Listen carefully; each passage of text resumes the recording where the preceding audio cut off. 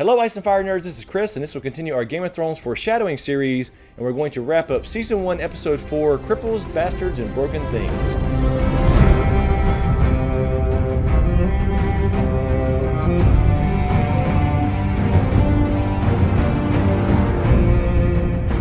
Alright, to pick up right where we left off, we have Jon and Sam cleaning the tables at Castle Black.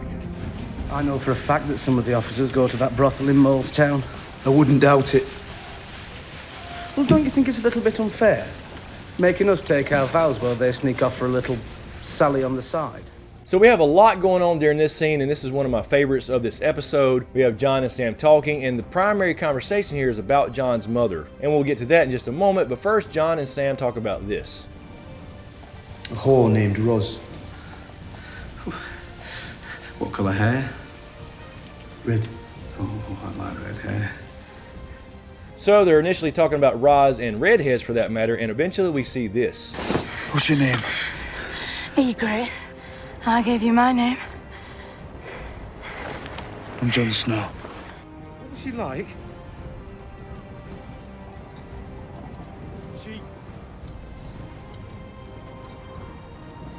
She had red hair.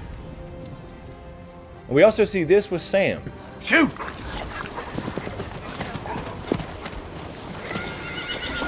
All right. Did he frighten you? You shouldn't touch me. Oh, right. I'm sorry, I just wanted to make sure you weren't hurt. So it looks like they both got their wish. They love redheads, and they got the girl that was kissed by fire. Unfortunately, Jon ended up losing his. But not in real life. Kit Harington has not lost Rose Leslie in real life. So, you go, Kit. Now, two more things in this scene that are really cool to me, and this is very interesting. And the first thing is when we cut to the scene, we see this.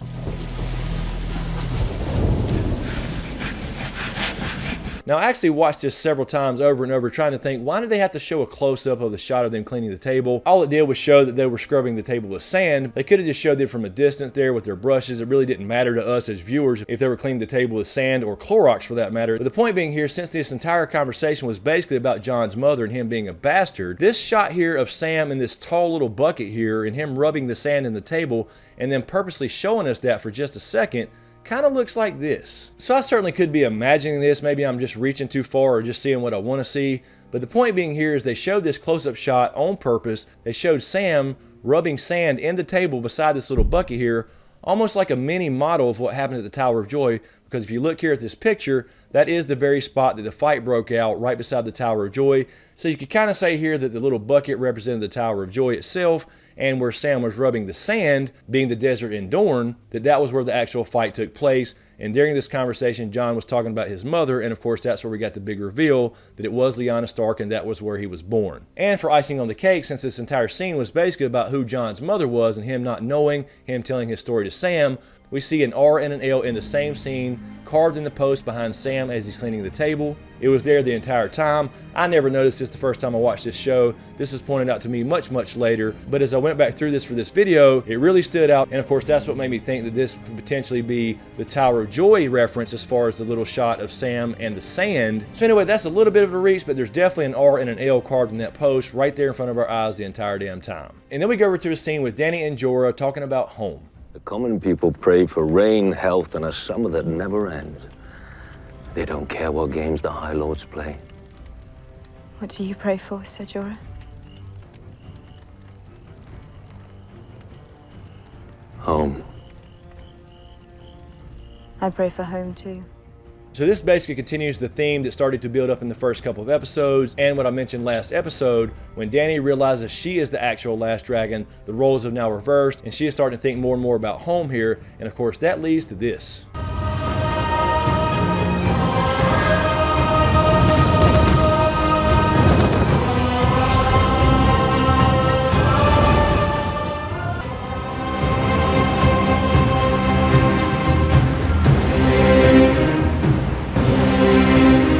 So So this kind of just verifies that she made the decision very, very early that she was the last dragon, that something actually woke the dragon within her, and she wants to go home. You could even say here that she even starts to make a plan. So finally, after all this time and all these seasons, she finally gets across the Narrow Sea, and we'll see her in season 7 land in Westeros. And in our next scene, we see the jousting where Sir Hugh and the Mountain go at it. They call him the Mountain.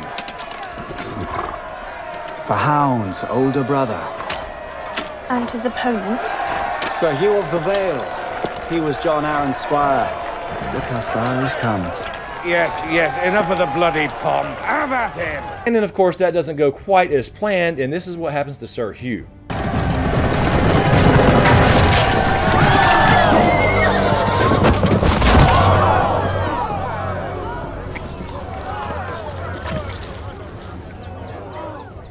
Now that's got to be a damn shitty way to go right there, but the point being here in this scene is everybody looks horrified on their faces when this happens, except for one person, and that would be Arya.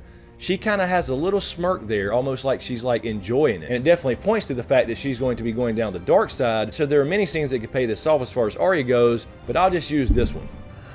The last thing you're ever going to see is a Stark smiling down at you as you die.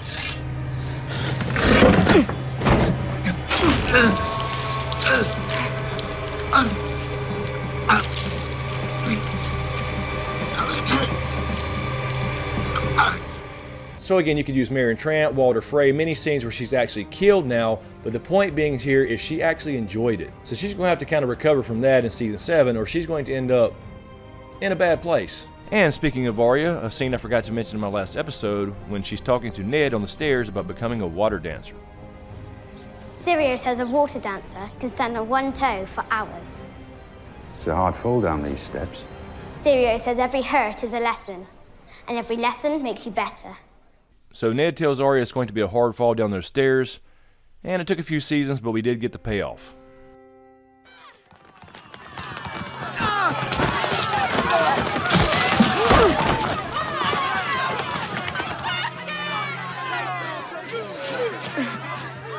And right before this happens with Sir Hugh, we see Littlefinger and Sansa meet for the first time.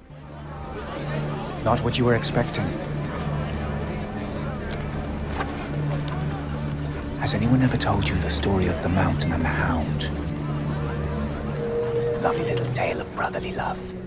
And right from the get-go, Littlefinger starts to mess with Sansa's head, even when she's a little girl. So this just gives us some backstory about who the Mountain is and who the Hound is and how they hate each other. But the point being here that this kind of starts to connect Sansa and the Hound, and we see this here.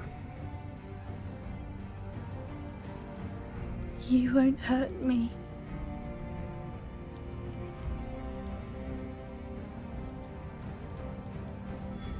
No, little bird, I won't hurt you.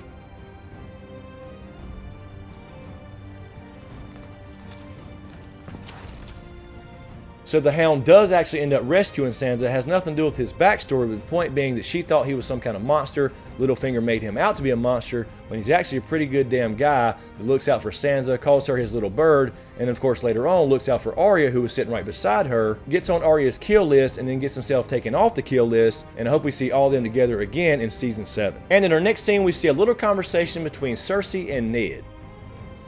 How is Sansa? Well, she likes it here. She's the only Stark who does. The king called on me to serve him and the realm, and that's what I'll do until he tells me otherwise. You can't change him, you can't help him. Now they're talking about Sansa here, about how she enjoys King's Landing, how she's different from all the other Starks. But this scene opens up with a little visual clue here. We see the dagger that damn near killed Bran and cut Catelyn's hands laying on top of the book with the pages open to the words Baratheon. So in combination with seeing the dagger laying on top of the stag of Baratheon in the book, and of course the conversation itself where Ned says I was also trained to kill my enemies, and Cersei basically says that she was as well, it all kind of points to this. After I'm dead, at least they'll say I did this right, this one thing. You'll rule now. You'll hate it worse than I did. And last but not least in this episode, we have the scene where Tyrion arrives at the inn. I'm sorry, my lord. We'll fill up every room. My men can sleep in the stable. As for myself, I don't require a large room. Now, the first little thing I picked up on here was he comes in, he's trying to get a room here, and he says he doesn't require a large room. Well, he would get a room later on, and it's not very large. You got sneak talk, man. Sleep good, little dwarf man.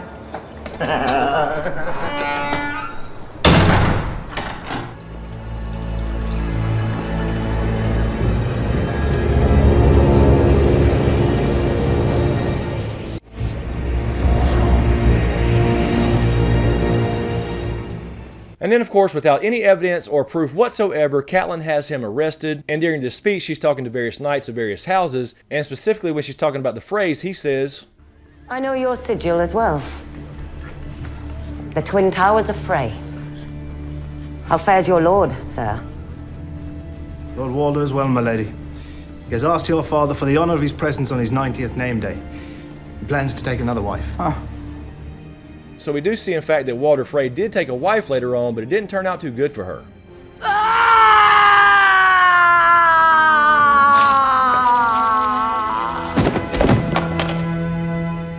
And of course, without any real proof or evidence whatsoever, Catelyn has Tyrion arrested, which starts this whole damn thing between the Lannisters and the Starks. So basically, this scene right here, you could take any part of any battle from this point forward and make it a payoff scene. So basically, the rest of the entire fucking show, as far as the War of the Five Kings, is a result of this scene right here, where she decides to take it upon herself to arrest Tyrion without any real proof or evidence. So anyway, guys, that'll wrap it up for Season 1, Episode 4, Cripples, Bastards, and Broken Things. Let me know what you think in the comments below. As usual, thank you for all the support, especially you guys on Patreon. And of course, a shout out to my Patreon executive smokescreen producers, Hoss Griffin, Vol10, Lala Gig, and Kissa Powell. Thank you guys so much. Be sure to subscribe to get everything, and make sure you click that notification bell as well beside the subscribe button, so you will be notified when I drop a new video. And if you were subscribed, make sure you're still subscribed, because apparently YouTube is still sometimes unsubscribing people, and you might not even know it. So thanks again, you guys. Thanks for watching, and we'll see you